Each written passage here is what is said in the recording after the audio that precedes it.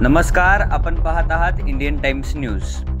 गैबीपीर दर्गाजवळ Fortuner आणि रिक्षाचा अपघात। याबाबत मिळालेली अधिक माहिती अशी की रिक्षा चालक दारूच्या नशेत मागून एका फॉर्च्युनरला दिली धडक। फॉर्च्युनर नंबर क्रमांक MH13EK 7091, रिक्षा नंबर क्रमांक MH13G 9050। एका वृद्ध महिला जखमी झाली आहे आणि ही घटना 10 ते 10:30च्या सुमारास घडली असून याचा पुढील तपास विजापूर नाका पोलीस स्टेशनचे पोलीस करीत आहेत।